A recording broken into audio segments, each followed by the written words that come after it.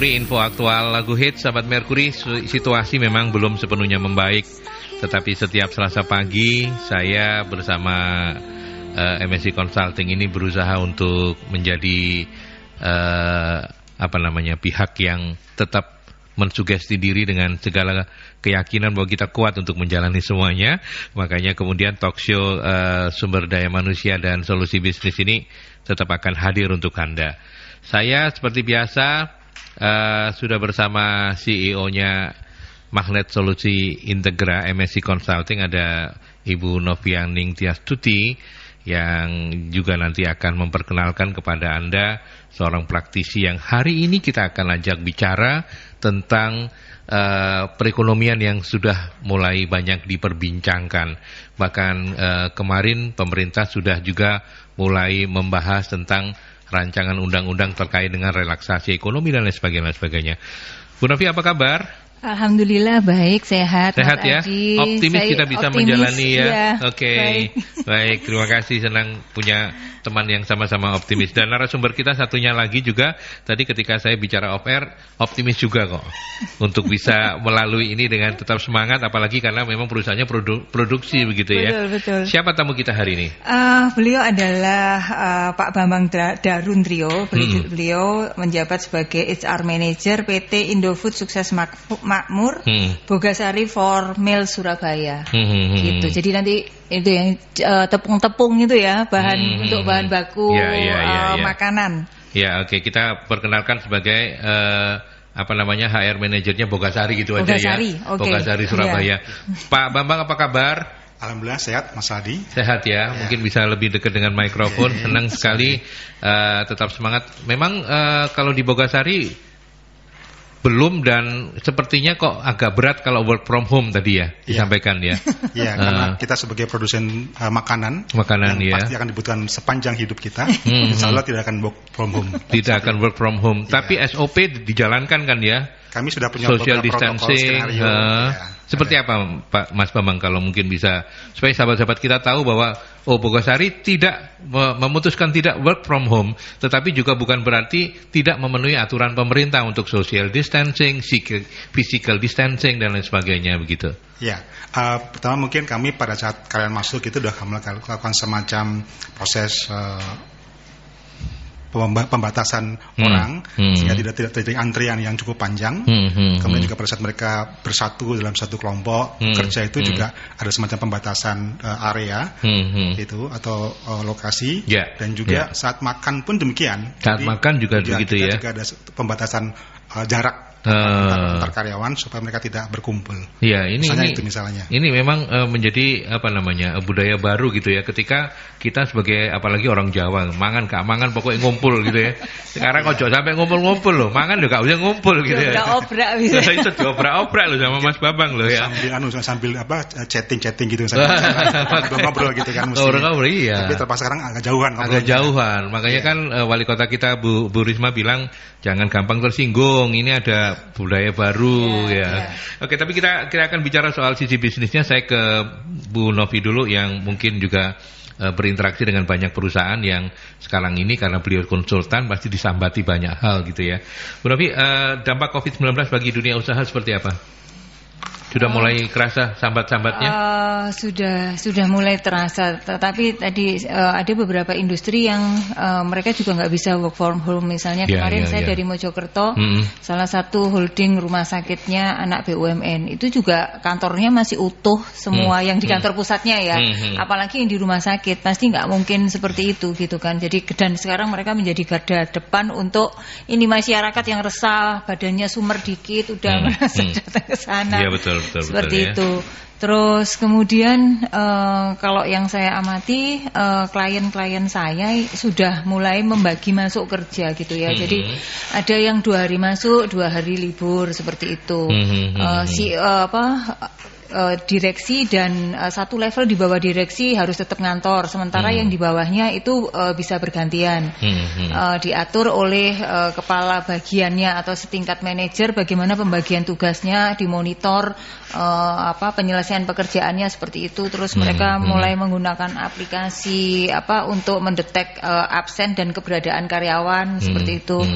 Terus ada juga yang ini 2 minggu benar-benar 2 minggu isolasi, jadi karyawan tuh benar-benar 2 minggu nggak masuk, memastikan bahwa dia sehat, baru kemudian yang separuhnya lagi 2 minggu lagi seperti itu. Jadi menjadi gini, bisnis tidak bisa berjalan seperti biasanya gitu ya. Jadi ada the new era, rasanya ada sesuatu yang baru lagi gitu. Dan ya mau nggak mau ini tetap harus dihadapi begitu. Tapi saya lihat yang terasa banget yang kayak misalnya restoran kayak gitu, itu sektor yang paling ini terpukul gitu, ya. Terpukul terus ya. Juga yang ini, kalau yang ini apa namanya, harian lepas, tenaga-tenaga yang harian lepas itu deket rumah saya itu ada lagi bangun gitu yang biasanya ruame kayak gitu. Itu kemarin karyawan-karyawan yang biasa bangunnya udah dipulangin semua kayak gitu kan. Ya yang terasa yang seperti itulah yang terkena dampaknya. Di kantor saya sendiri separuh-separuh gitu. Jadi yang dibutuhkan akan masuk, yang tidak bisa kerja di rumah ya. Tetap ada tugas yang harus diselesaikan. Kayak Kevin ini 2 hari kemarin dia WFH dia hari. Terus kemudian ya tetap ngumpulin apa yang dikerjakan hari ini gitu, tetap dikerjakan. Iya. Ini seperti Bu Novi bilang, the new era, tetapi kita berharap mudah-mudahan new eranya ini nggak lama-lama banget ya. Nanti balik ke era lama lagi nggak apa-apa deh, kita nggak usah nyunyuan gitu ya. Tapi ke Mas Bambang sekarang, kalau di Bogasari sendiri apa yang paling dirasakan dari sejak merebaknya corona ini? Yang pasti adalah pola hidup bersih, pola kerja bersih yang terjadi di kami. Jadi tentunya semua pintu masuk sekarang kita usahakan untuk tidak langsung memegang handle pintu misalnya. Kalaupun terpaksa, itu ada semacam hand sanitizer untuk bisa dipakai saat telah megang handle pintu tersebut. Juga di beberapa titik kita juga ada semacam, terus kita mengikuti Bu Risma, kita memakai ada semacam spraying gitu ya, chamber spray yang menggunakan disinfektan. Karena kita kan sangat banyak Bu, hampir 1.000 orang bekerja di lokasi yang sama begitu ya.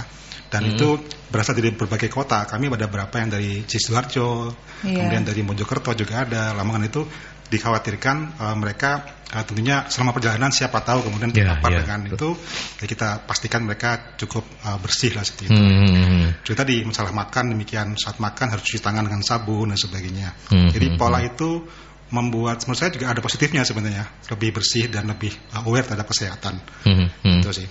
Kalau dari sisi bisnisnya sendiri, Mas Bambang, apakah justru ini ya bukan sekali lagi mohon maaf, ini bukan mengambil bukan mengambil keuntungan dalam situasi susah gitu. Tapi pertepungan ini nggak ada kata turun ya, malah justru meningkat ya, atau gimana? Kalau melihat trennya sih sebenarnya cukup stabil, artinya tidak juga melonjak sangat tinggi. Tidak juga melonjak sangat tinggi ya. Tapi memang ada peningkatan sedikit, mungkin karena ada musim mau lebaran gini kan, biasanya kan para produsen yang besar juga mulai membeli untuk bahan baku mereka. Jadi tetap mereka mungkin optimis juga, dan kita ada peningkatan sedikit untuk delivery kita, tapi juga tidak banyak. Nah, kalau saya lihat tadi kata Bu Novi benar, menurut saya ya sektor yang akan terkena adalah sektor-sektor yang secara kebutuhan itu mungkin prioritas kesekian. Jadi katakanlah mungkin dari pariwisata, hotel, kerajinan tangan, itu adalah orang-orang yang barang-barang yang mungkin orang akan berpikir untuk membeli. Bahkan mungkin membeli rumah dan mobil pun akan berpikir kesekian saat ini. Atau bahkan mungkin membeli baju pun demikian. Jadi makanya mall pun sekarang sepi juga kan. Tapi kenapa kita juga tidak terlalu tinggi? Karena beberapa resto juga mungkin tidak terlalu banyak sekarang. Mengurangi permintaan ya. Jadi makanya yang gimana kita supply ke para resto, bakery yang mungkin high class itu agak berkurang mungkin secara konsumsi tepung terigunya begitu. Ya, Bu Novi, Bogasari termasuk yang dalam tanda petik beruntung begitu ya, karena tapi tidak terlalu berpengaruh begitu ya. Tetapi bagi yang berpengaruh begitu, selain buat perusahaannya, buat pekerjanya juga jadi persoalan ini ya. Jadi kan seperti ini toh, apalagi himbauan bekerja dari rumah. Terus ada sektor-sektor yang mau nggak mau, terus akhirnya tadi itu permintaannya sedikit, sehingga memang kemudian beberapa orang merumahkan karyawannya. Nah, justru isu-isu yang muncul itu adalah pertanyaan-pertanyaan. Kalau dirumahkan itu terus gajinya masih tetap atau enggak, tunjangan apanya yang harus tetap diberikan, yang kayak gitulah. Terus bahkan ada yang tanya, kalau kita kita WFH kan ini pakai internet nih, ada nggak tunjangan ini untuk beli paket data. Nah kan jadi muncul yang ini yang kadang berlebihan di kondisi yang seperti ini, itu. Pengusaha dari pengamatan saya juga tidak semata-mata ingin istilahnya itu istilahnya tuh mau ambil untung sebanyak-banyaknya, enggak juga sih sebenarnya gitu loh. Tetapi karyawan di satu sisi juga kita harapkan juga ngerti gitu loh. Situasinya ini begini semua gitu. Kalaupun memang harus ada yang masuk itu karena memang terpaksa ini harus masuk, mau nggak mau kan kayak gitu. Terus kalau misalnya harus ada yang dirumahkan, nah ini nanti Pak Bambang rasanya cerita banyak akan bercerita banyak soal itu ya. Karena banyak pertanyaan seperti itu. Termasuk nanti kan bahkan ada yang sudah ancang-ancang PHK misalnya seperti itu. Nah pertanyaannya muncul lagi, ini kan udah mau Lebaran nih kayak gitu kan. Terus nanti THR-nya gimana? Kayak gitulah. Kalau ini saya masih masa percobaan kayak gitu, masih di bawah 3 bulan misalnya, mau tetap dapat nggak? Yang kayak gitulah muncul hal-hal yang akhirnya menjadi masalah baru gitu ya. Mungkin saya langsung ke Mas Bambang soal dampaknya bagi pekerja begitu ya. Kalau Bogasari memang mungkin so far so good, quote unquote gitu ya. So far so good karena memang work from home belum diberlakukan begitu.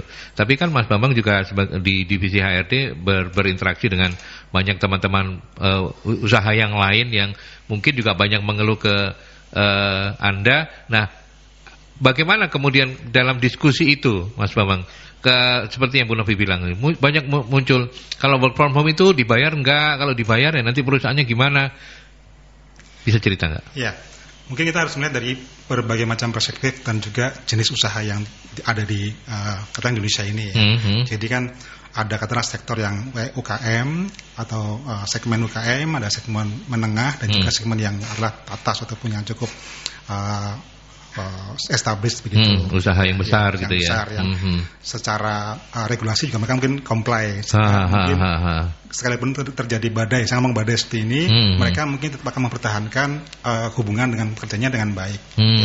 Akan coba ikut pada regulasi pemerintah dan juga mempertahankan karyawannya sehingga tetap semangat, tetap punya ikatan atau engagement yang kuat seperti itu. Itu bagi perusahaan sebesar.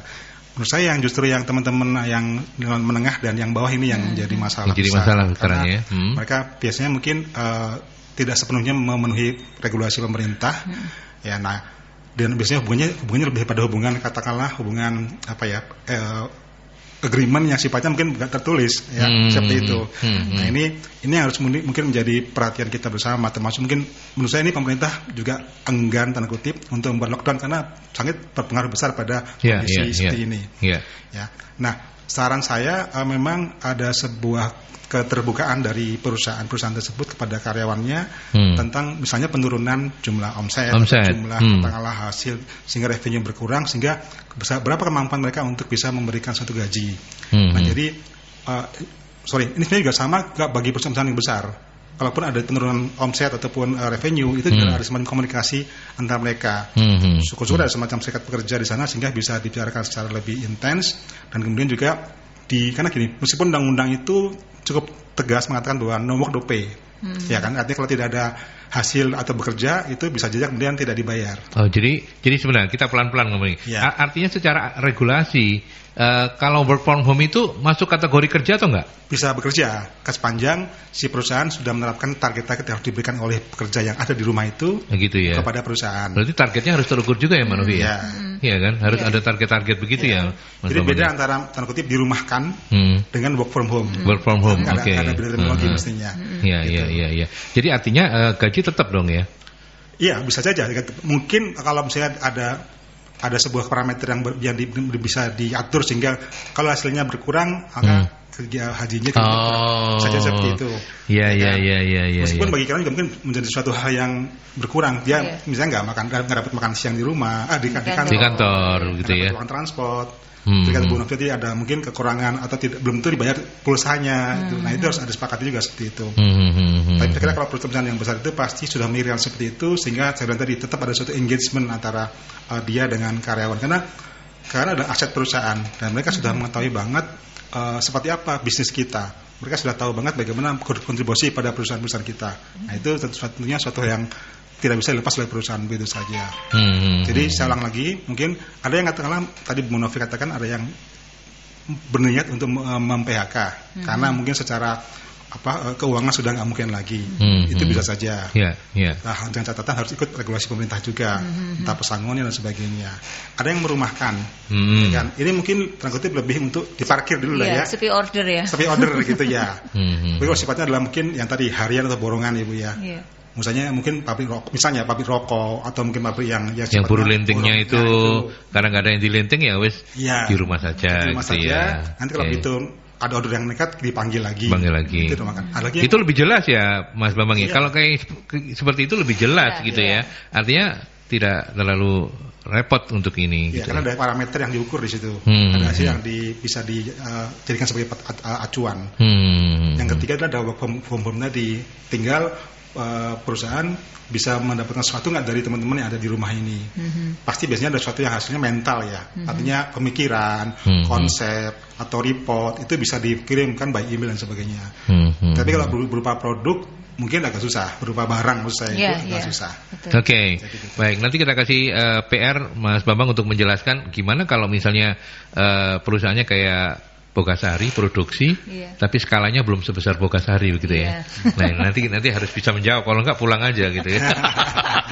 Oke, baik. Nanti kita lanjutkan kembali sahabat Merkuri. Saya masih senang bisa bergabung dengan para narasumber hebat. Anda juga begitu barangkali. Silakan untuk sharing kalau Anda tertarik untuk ngobrol di 0315620096 atau juga melalui WhatsApp-nya Merkuri di 08173000096 setelah beberapa pesan untuk Anda. Merkuri 96 FM. Baik, kita lanjutkan kembali dan tadi kita sudah dikasih fakta-fakta oleh Mas Bambang dari Bogasari ya terkait dengan kondisi-kondisi yang ada. Mungkin Bu Novi juga ingin menambahkan dulu sebelum nanti saya balik lagi ke Pak Bambang. Begini, jadi kayak sekarang ini kan sudah mulai beberapa wilayah ini melakukan isolasi wilayah gitu ya. Nah, isolasi karantina wilayah. Karantina wilayah betul gitu. Nah, kalau ini nanti benar-benar dijalankan kan ini juga akan PR makin besar buat pengusaha gitu kan, karena kan berarti orang nggak boleh kerja nih gitu ya. Jadi beberapa misalnya kayak kita siaran nih, ini kan second ya, sekunder. Sekunder gitu kan nggak bisa gitu kan. Terus akhirnya ya kan nggak jadi ini gitu ya. Jadi makin banyak hal yang membuat pengusaha itu makin pusing tujuh keliling. Tetapi pada saat seperti ini saya cuma berpikiran bahwa saatnya mungkin pengusaha itu mulai bedok celengannya gitu ya, tanda petik gitu. Mulai ya ada dana-dana spesial yang memang dikeluarkan untuk keperluan ini, mau nggak mau gitu ya, karena kondisinya memang seperti ini. Dan tadi seperti juga disampaikan oleh Pak Bambang bahwa mereka selama ini sudah berkontribusi ke perusahaan gitu ya. Jadi pada saat seperti ini kita coba mulai memikirkan gitu ya, apa yang bisa kita berikan kepada mereka, tentunya ya dengan kemampuan perusahaan. Tadi ada komunikasi disampaikan ke mereka, keterbukaan dan sebagainya. Karena dari krisis-krisis yang tahun-tahun lalu bahkan tahun 98 dan sebagainya, kita dengar dari cerita-cerita kita tahu ada beberapa perusahaan yang saat itu benar-benar sudah memang nggak ada order, mau tutup, tapi karyawannya itu sudah tidak bicara, mereka mau bekerja nggak digaji gitu ya, mau dirumahkan seperti itu. Ketika mereka kondisi bangkit normal lagi, mereka kembali ini bangkit gitu lah gitu. ya. Jadi ya di sini pada saat inilah menurut saya kepekaan kemanusiaannya kita ini harus dikeluarkan seperti itu. Dan transparansi menjadi kata kunci yang sangat luar biasa. Kita ke penelpon. Selamat pagi, Merkuri. Pagi. Ya, Pak Dewa, monggo silakan. Iya, Mas Ardi. Krisis SDM ya, menangani krisis SDM ya. Ya betul. Ya benar, memang perusahaan yang sudah mampu ya bisa buka celengan, tapi perusahaan yang baru startup kayak gede dadakan kan celengannya masih belum juga penuh juga gitu loh. Itu ya apa solusinya pertama. Lalu gotong royong itu emang perlu akhirnya mau nggak mau. Jadi nggak hanya perusahaan yang bedok celengan, tapi kalau dia memang sudah konglomerat dan mayoritas corporation yang berbentuk foundation atau apa, terus dia punya lini-lini di media punya, hotel punya, bank punya, terus apalagi punya. Harusnya bisa nggak sih seperti itu MOU kerjasama antar perusahaan yang benar-benar jomplang? Apakah itu nanti bisa di take over ataukah nanti terus kita bantu selama social distance ini berapa sih dana kamu yang diperlukan? Ada dana talangan gitu ya? Itu harusnya saling gotong royong. Jadi nggak ada orang omongan nanti perusahaan saya bangkrut, karyawan kami nggak ada yang gaji. Tapi perusahaan sebelah itu yang ngerasa sudah kaya raya, yang paling over banget, yang sudah ultra kaya, itu kan bisa, iya empati dikit dong, kita tak turun derajat daripada dia bangun-bangun program TV yang bangun rumah lah, yang bagi miskin lah itu. Kenapa nggak perusahaan berbagi modal dengan perusahaan sebelah? Harusnya kan gitu ya. Apalagi jangan lupa narasumber ini direktur Mercury ini. Mas Aldi itu bisa bedok celengan. Saya direktur tuh. Hah? Saya direktur. Loh, jari ini mau dijadikan CEO. CEO Enggak terasa ya saya. Enggak kerasa. Terus. Direktur tapi gaji karyawan. Kembali ke laptop. Ya, jadi bagaimana sih kalau maunya sebenarnya memang yang ketiga mungkin ini, kedua agak ngerti bisa jawab enggak. Yang ketiga adalah bagaimana menyikapi SDM harian. Nah, ini loh. Ini susah juga ini. Dia juga freelance, dia juga part time, dia nggak punya bos. Dia kerja juga event. Ya SPG, ya buruh, ya kontraktor event, ya IO, tak apa macam-macam. Apalagi terus kayak ojol, dia walaupun punya bos tapi dia lepas, dia aja mitra. Dia nggak merumah, ya kamu nggak gajian. Ini solusinya bagaimana yang harian-harian ini? Kalau namanya social distance itu kan cuma pembatasan. Itu bagi orang yang sudah punya kantong duit. Tetapi kalau saya nggak ngomong lockdown. Kalau lockdown itu mau nggak mau negara yang makani mereka. Ya harusnya lebih enak gitu sih saya pikir ya gitu. Jadi kita usah nggak bingung keluar alasan mau cari makan, cari minum, cari ini. Tapi door to door, dok. Ada kurir yang udah dari teman-teman Satpol PP, dari tentara. Maaf ini makan siangnya, maaf ini makan malamnya. Wes enak wes. Oke, berapa bulan? Sebulan. Oke wes enak wes. Pokoknya dengan syarat kalian nggak boleh keluar. Itu sih lebih efektif ya. Tapi kalau maunya Anda cuma pembatasan ruang gerak, nggak boleh kemana-mana. Izin mau keluar, beli makan, keluar. Ya podo aja kecolongan tuh virus, ya keluar mencelok ke mana, itu dia balik lagi. Ya udah nyebar gitu. Tapi nggak ngerti menurut dari MSI bagaimana gitu. Kalau yang ngomong lockdown itu bikin chaos. Loh, itu kan bagi orang yang mungkin kaum yang suka nyinyir. Sebenarnya sih negara-negara yang bikin fasilitas warganya ternyata juga sukses juga kok. Malah dibiarkan Italia itu jebol kayak begitu. Terima kasih. Selamat pagi Mas Aldi. Ya, terima kasih. Saya agak miris ketika Indonesia kemudian ngomong lockdown begitu, duitnya cukup nggak gitu ya. Kita harus realistis lah ya. Ini bukan persoalan hanya anarkis atau tidak anarkis begitu ya. Mas Babang tadi sejak dini sudah mengingatkan pemerintah rada enggan lockdown karena mungkin memang nggak punya duit. Tapi monggo silakan pakarnya yang ngomong ya. Nanti pakar keduanya juga ngomong, saya cuma nambahin aja. Menarik yang mungkin saya ingin mulai dari ini loh, soal gotong royong antar perusahaan. Nah, Pak Bambang kan dalam komunitas sesama manajer HRD itu kan sering komunikasi gitu ya. Sempat nggak muncul ide-ide seperti begini nih? Terus terang kalau untuk hal itu mungkin belum. Nggak sampai ya ke situ ya. Kami sendiri tanda kutip masing-masing itu tentunya sedang pusing 7 keliling. Pusing 7 keliling karena, juga gitu ya. Secara volume ataupun revenue tentunya terpengaruh. Kemudian kami juga harus maintain kesehatan pekerja dan keluarganya, bayangkan. Ya kan, karena begitu keluarganya kena, kita kan pasti akan melakukan suatu treatment kepada si pekerja ini. Bisa jadi kita 14 hari kan dirumahkan dulu untuk memastikan dia kena apa enggak, ya kan? Supaya nggak terkena pada yang lain, karena begitu menular yang lain akan jadi outbreak di kita kan, itu pengaruh besar. Tapi kami industri ya, gitu. Jadi sementara ini kami masih pusing untuk atau masih mencoba untuk bisa survive lah, sama-sama keluar dari masalah ini. Namun mungkin yang bisa bantu adalah gini, masalah kemitraan. Semua perusahaan pasti punya mitra, mulai daripada vendornya sampai dengan suppliernya dan juga adalah distributor ataupun orang yang menyalurkan barang-barangnya. Nah itu bisa kalau selama panjang masih dalam satu jalur produksi atau jalur supply chain-nya, itu bisa ada semacam kesepakatan, ada semacam suatu kebersamaan. Jadi kita saling membantu. Contohnya karena kami adalah produksi bahan baku untuk pangan, maka para pengelola atau para pengolah makanan setelah itu kita bisa membuat kemitraan.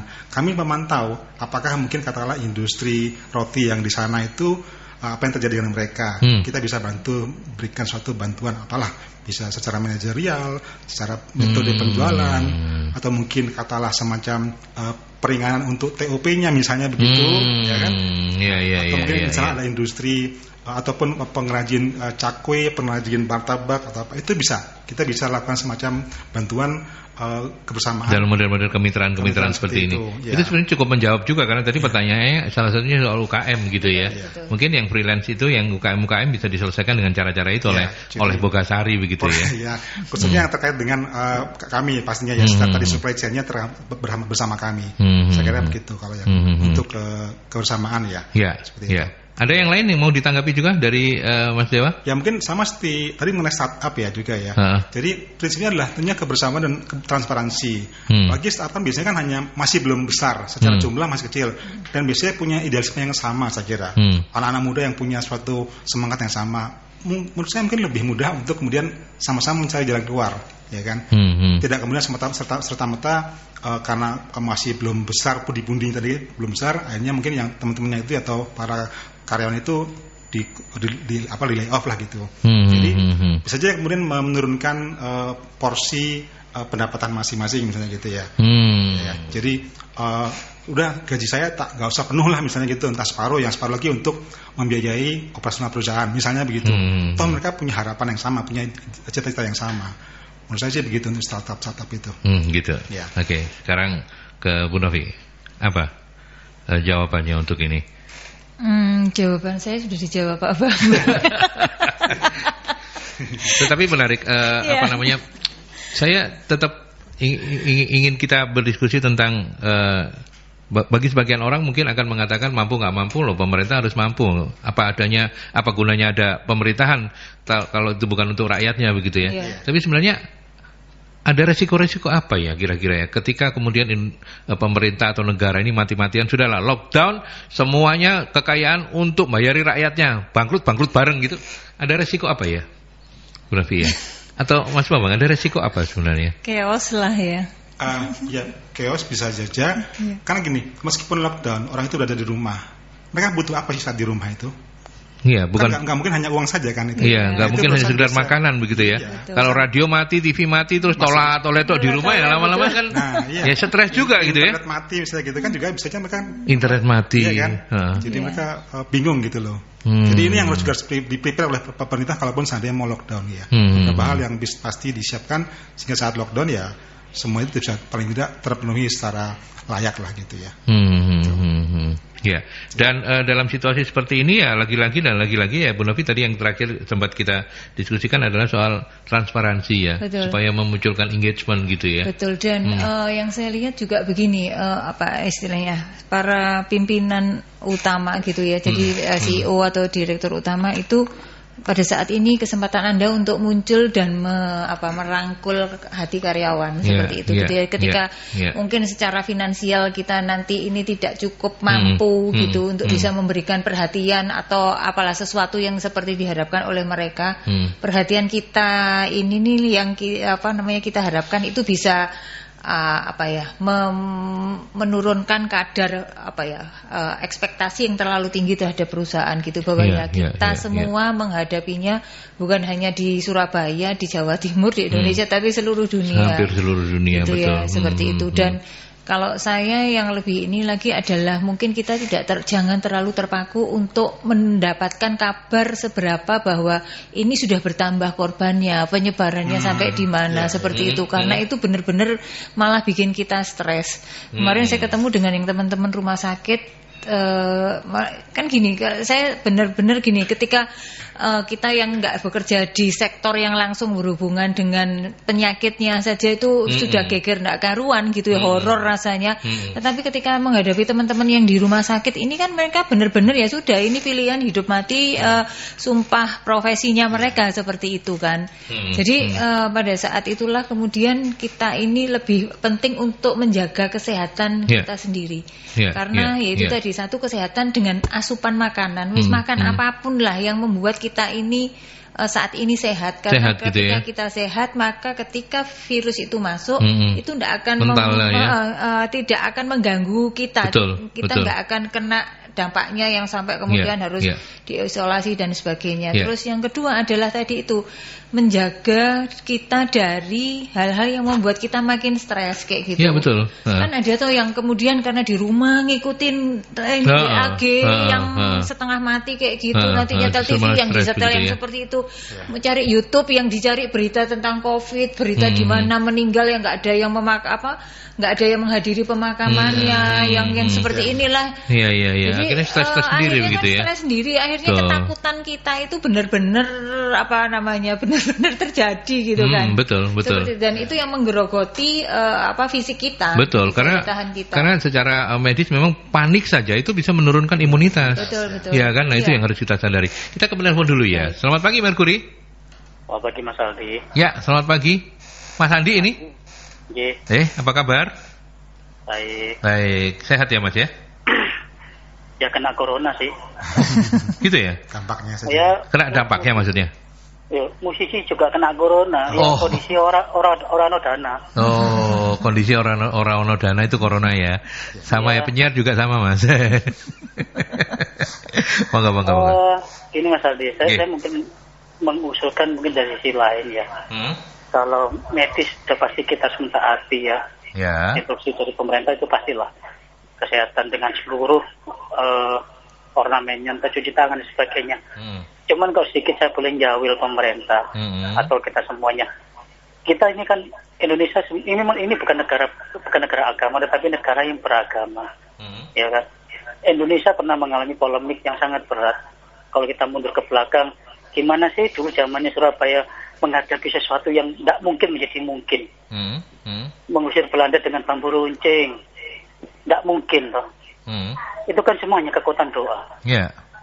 Harapan saya, selain kita menaati pemerintah yang dikatakan tadi, pokoknya macam-macam cuci tangan dan sebagainya, plus dengan seluruh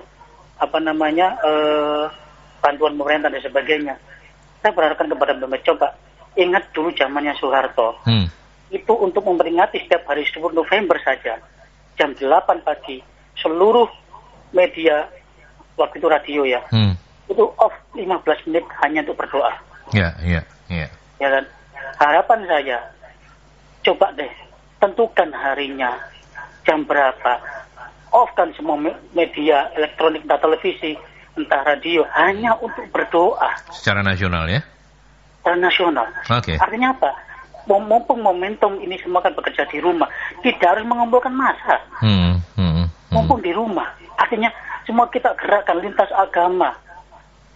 Kita hanya minta, ini yang bisa menyelesaikan tangan-tangan Tuhan.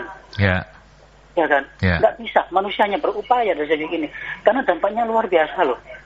Yang kita hadapi apa? Musuh yang tidak nampak. Ingat, perjuangan selalu dikawal dengan doa. Ikhtiar ini kan juga perjuangan. Tapi jangan lupa, doa itu juga peran utama. Kalau sudah memang negara ini katakanlah darurat corona misalnya, tidak ada salahnya. Ya kan, tidak salah, berikan waktumu mungkin 1 jam atau setengah jam lah. Bayangkan Mas Aldi, dari 250 juta orang Indonesia, oke lah katakan yang 50 yang mungkin meremehkan doa atau yang coba yang 200 orang ini yang benar fokus. Saya kok nggak yakin Tuhan itu tidak mengabulkan. Iya, kira-kira Tuhan diberbekan mungkin ya, kalau 200 juta orang doa yang sama se-Indonesia itu Tuhan, ya wis sakno ya wis gitu kira-kira Mas ya. Gerakan ayo kita dari Sabang sampai Merauke lintas agama, seluruhnya. Berdoa dari rumah. Ini sudah benar-benar, kalau memang dampaknya ini luar biasa, pengangguran dan sebagainya, kurangnya pangan misalnya, jangan sampai. Kalau misalnya diteruskan juga ya kasihan pemerintah. Diteruskan juga kasihan teman-teman medis. Apa sih kemampuan teman medis? Kalau diserang begini terus tanpa ada, ini bukan pesimis ya. Tapi misalnya perburukku, misalnya ini belum selesai, kan kasihan juga, mereka juga manusia biasa. Ya kan? Ayo dong, sama-sama dari sisi lain. Sekali lagi kita juga ikuti ketat aturan pemerintah, kita ikuti. Selain itu, please minta tolong kalau memang masih bisa memungkinkan, ayo kita gerakan masalah itu berdoa bersama di rumahnya masing-masing, tidak perlu berkumpul. Itu aja, tolong sisihkan waktu. Baik. Sama-sama Mas Andi. Baik, matur nuwun, semoga badai cepat berlalu. Saya ke posko Nil. Ya, ini ada pertanyaan dari Pak Bayu. Kalau perusahaan mengambil kebijakan merumahkan karyawan, apa kewajiban perusahaan yang harus dipenuhi? Apa ini bisa jadi solusi untuk perusahaan? Oke, baik. Sambil kita tunggu teleponnya supaya nanti tidak terputus. Boleh bergabung kah? Ya, Nila. Oh, join enggak ya. Oke, baik. Saya ke Mas Bambang, silakan. Ya. Terima kasih atas pertanyaannya. Yang pertama tentunya pastikan bahwa jenis usaha kita atau bisnis kita adalah memang bisa kita kerjakan di rumah. Karena nggak semua bisnis bisa dikerjakan work from home ya.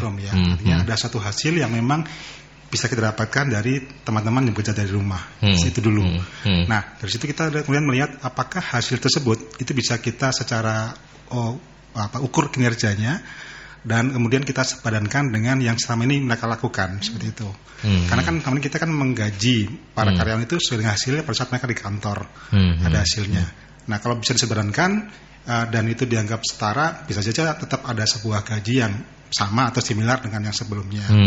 Mungkin yang berkurang adalah misalnya tadi saya katakan misalnya makan siang, transport seperti itu. Sebaiknya mungkin kita juga bisa berikan tunjangan-tunjangan yang sifatnya membantu WFH-nya itu. Karena perusahaan mungkin pada saat ya di kantor kita menyediakan listrik untuk AC, sekarang nggak ada lagi kan. Kita bisa bantu dengan tunjangan pulsa, mencatat tunjangan. Bisa disubstitusi ke hal-hal yang mungkin menunjang produktivitas. Saya kira begitu ya. Atau mungkin karena juga tetap dia kerja, dia kemudian tetap kita kasih semacam tunjangan makan juga, bahkan mungkin untuk membeli makan di rumah juga bisa. Jadi tergantung kemampuan dan juga kesepakatan dengan pihak pekerja. Jadi sangat-sangat negotiable. Dan sekali lagi kalau memang sama-sama punya niat baik, tentunya akan tercapai win-win solution. Saya kira begitu. Nah, kalau misalnya industrinya memang tidak bisa di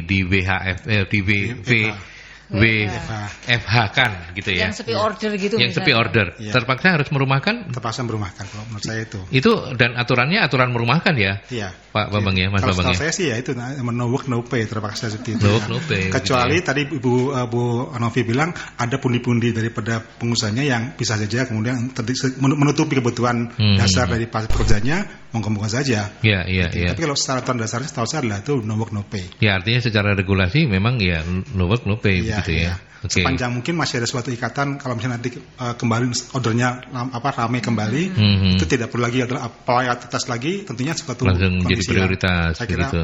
Masih oke ya. Dan lagi-lagi transparansi. Kalau soal berdoa nasional pasti setuju kan? Setuju Pak. Bukan maaf cerita sebaiknya memang kita tahajud nasional Pak Sebagin. Karena itu adalah hari atau saat di mana pintu langit terbuka. Pintu langit terbuka. Nah itu dia. Ya, moga-moga nanti bergulir lebih besar lagi soal wacana ini. Bu Novi ingin menambahkan?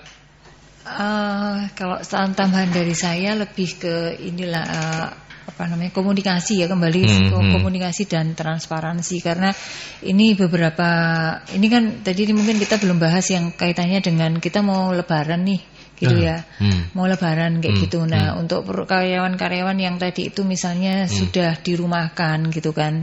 Bagaimana dengan THR-nya? Bagaimana dengan THR-nya? Terus kalau tadi jadi ada PHK itu akan seperti apa? Kayak gitu kan. Seperti itu mungkin itu yang. Oke, baik. Boleh saya nambah lagi? Nanti dulu, sabar dulu ya. PR-nya banyak. Saya juga mau nambahkan nanti PR-nya untuk Pak Bambang. Tapi kita ke pesan-pesan dulu ya. Sahabat Merkuri, sabar dulu. Setelah pesan-pesan nanti kita lanjutkan untuk dialog kita.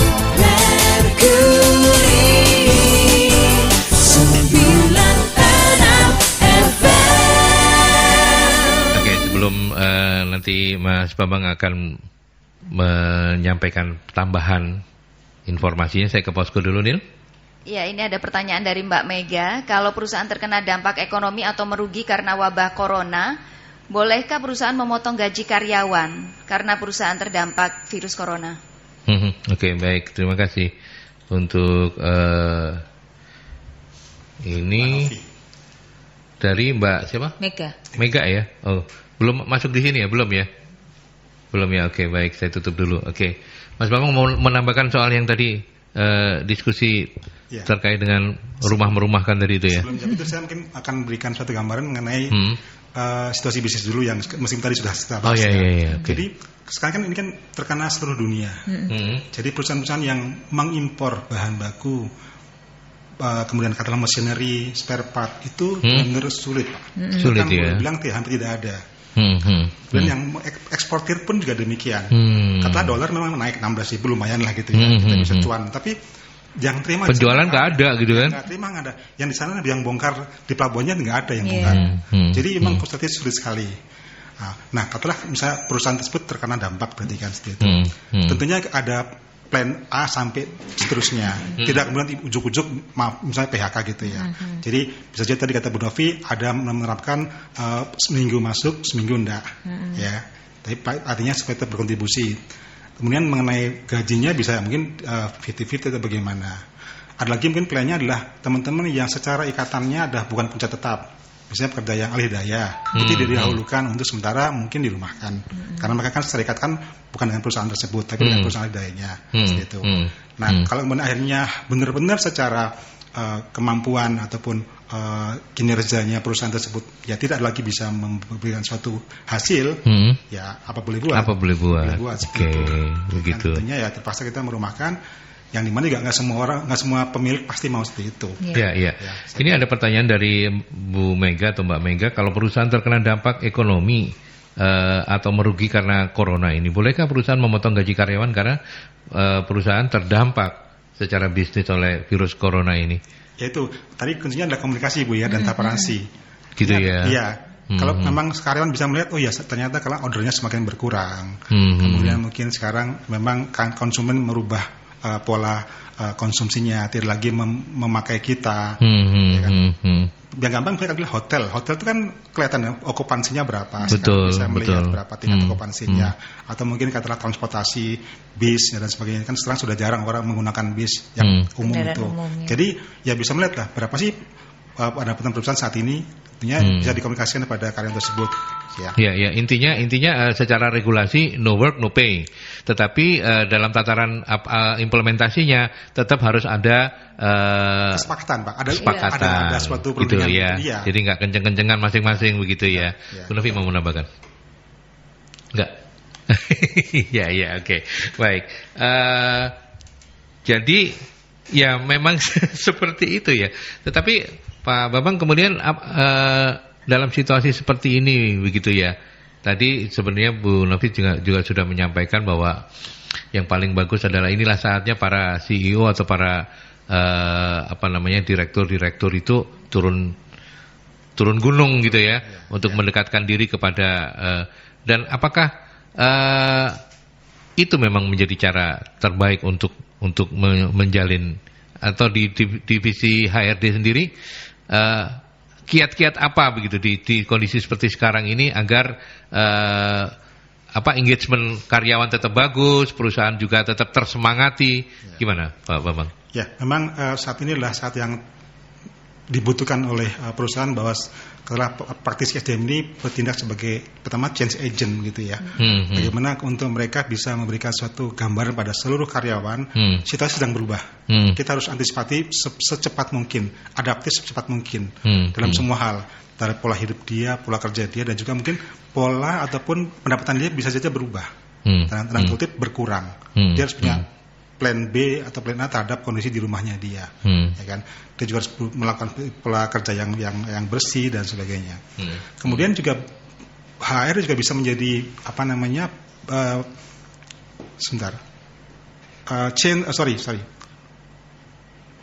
strategic partner bagi pemimpin perusahaan.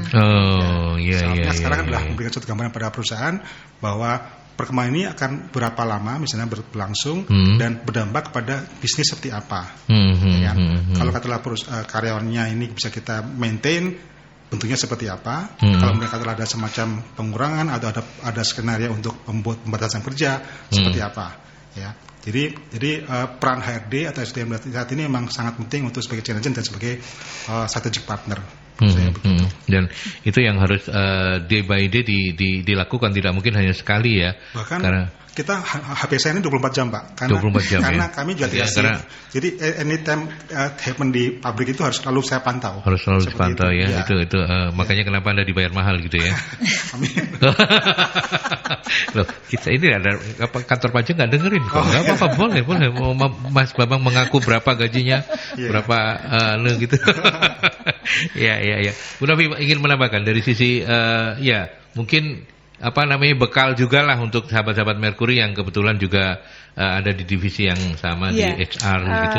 Sepakat bahwa sekarang pada saat ini peran HR kalau mungkin selama ini hanya sibuk dengan yang sifatnya administratif yang kayak gitu ya. Terus kemudian lebih banyak untuk melakukan pekerjaan-pekerjaan yang rutin dengan kondisi seperti ini. Sebenarnya bukan hanya orang HR aja ya, bukan hanya teman-teman di SDM saja yang harus tadi itu benar-benar berpikir ulang, melakukan inovasi apa saja yang bisa dilakukan.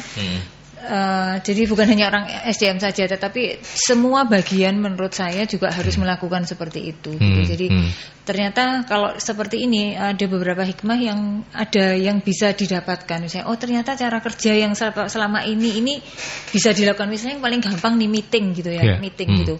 Selama ini kan kalau nggak ketemu kumpul semua gitu dari Jakarta, Bandung, Makassar, Bali semua kumpul rasanya abdol gitu ya, raker. Nah sekarang kondisi seperti ini dari seluruh dunia, bahkan misalnya conference Vicon itu sudah jadi sesuatu yang luar biasa seperti itu. Jadi ternyata efisiensi dari yang perjalanan dinas yang selama ini dianggarkan untuk itu kan bisa berkurang banget kayak gitu. Terus muncul inovasi-inovasi kayak misalnya nih bikin semprotan itu, terus bikin untuk hand sanitizer, hand sanitizer ini ya tempat paling nggak cuci tangannya kayak gitulah.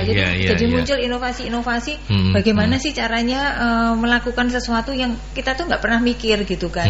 Bahkan ada beberapa perusahaan yang sekarang juga lagi mungkin kebanjiran order misalnya yang UKM yang APD yang seperti itu. Terus kemudian yang barang langka ini hand sanitizer, terus kemudian desinfektan seperti itu. Dan ini tadilah HR lebih menenangkan gitu ya, menenangkan dengan situasinya. Dan ini lagi menurut saya penjelasan tentang virus corona yang kelihatannya sangat menyeramkan dan membuat orang itu jadi benar-benar itu ada yang benar-benar paranoid kayak gitu loh. Jadi ada yang sampai seperti itu gitu. Nah mungkin kita benar-benar mendudukkan perkaranya gitu. Kemarin saya ke rumah sakit itu baru saya tuh iya sih sebenarnya nggak mengerikan memang gitu ya, karena kalaupun kita cepat sehat, kalaupun kita sehat, penyakit itu bisa masuk ke kita, tetapi kita nggak sakit gitu kan. Tetapi bisa jadi kalau karena penyakit itu ada di dalam tubuh kita, carrier kita bisa menularkan ke orang lain gitu. Nah kan ada itunya gitu. Jadi nggak kemudian kalau sudah kena terus besoknya kan nggak gitu amit-amit ya. Tapi maksud saya itu jangan dipikir seperti itu. Orang yang kena pun itu kemudian juga nggak boleh menyalahkan. Gara-gara kamu itu keluyuran atau apa gitu. Mungkin nggak, itu tidak saling menyalahkan seperti itu gitu ya. Jadi menambah situasi supaya nggak tambah panas. Secara pribadi masing-masing orang menurut saya sudah sangat panik gitu ya. Ketakutan dengan dirinya, menjaga dirinya, keluarganya seperti itu. Kemudian kalau misalnya kita di perusahaan kita mikir orang-orang yang ada di dalam tim kita seperti itu. Jadi lebih menenangkan lah gitu ya, lebih menenangkan, karena itu yang membuat kalaupun terpaksa mereka masih harus bekerja, mereka itu bekerjanya itu dengan tenang gitu, bahwa nggak makin ditakut-takuti kayak gitu kan. Karena perusahaan yang masih jalan ini sebenarnya ya dia menjalankan fungsinya gitu ya, menjalankan fungsi yang memang saat itu sedang dibutuhkan gitu. Dan ada data-data atau informasi-informasi yang sangat dibutuhkan. Jadi itu yang mungkin kita bisa lakukan. Oke. Luar biasa ya Bu Novi, nanti tak usulkan jadi jubirnya presiden. Hari ini sangat menenangkan gitu ya, membuat kita yang menjadi lebih luar biasa. Terima kasih Bu Novi. Mas Bambang, closing statementnya apa untuk para pendengar kita, untuk sahabat-sahabat Merkuri mungkin yang sebagian besarnya juga berprofesi sama seperti di HR division begitu. Baik, terima kasih. Saya kira pertama memang benar, inilah saatnya para pimpinan perusahaan, para owner untuk katakanlah turut menenangkan, terkontribusi pada negara kita, ya kan. karena inilah masalah nasional, bukan mungkin dunia. Jadi mari kita sama-sama membantu pemerintah untuk bisa mengkondisikan COVID tidak menyebar di wilayah kita masing-masing. Nah, untuk teman-teman HR, tadi saya katakan bahwa pertama harus bisa menjadi change agent untuk masing-masing wilayahnya atau perusahaannya, juga bisa menjadi strategic partner, dan benar kata Bu Novi, terakhir adalah bisa menjadi PR yang bagus di lingkungan perusahaannya, menenangkan, memberikan informasi yang paling akurat, memberikan petunjuk-petunjuk bagaimana bertingkah laku, bersikap kerja di rumah maupun di pekerjaan yang terbaik dalam kondisi seperti ini, dan juga bagaimana kita masing-masing pribadi itu bisa mengelola dirinya dengan baik-baiknya. Pada saat ada suatu kondisi yang sangat marah, semoga nggak terjadi, itu semua sudah siap. Sekali itu aja, Pak. Gitu ya. Oke, balik lagi ke jubirnya Presiden. Bu Novi, closing statementnya apa hari ini? Closing statementnya, mari kita jaga tubuh, pikiran dan emosi kita agar tetap positif. Seperti itu. Terima kasih Ibu juru bicara Presiden kita ya. Terima kasih Mbak Novi. Ya, Mas Bambang, terima kasih banyak ya. Tetap semangat untuk menjalani hari-hari yang memang tidak sepenuhnya mudah ini, tetapi saya percaya dengan apa seperti kata Bu Novi, kalau kita kesehatannya baik ya, dan kemudian sugesti kita baik ya, kita akan baik-baik saja begitu ya. Saya kira itu. Terima kasih, dan forum Selasa ini tetap menyemangati Anda semua. Maka jangan pernah kemana-mana. Di setiap hari Selasa minggu depan kami masih akan hadir kembali untuk Anda pukul 8 sampai 9 ya. Saya tutup sampai di sini dialognya, tapi saya masih punya waktu 1 jam untuk melanjutkan Mercury Morning Show bersama Anda.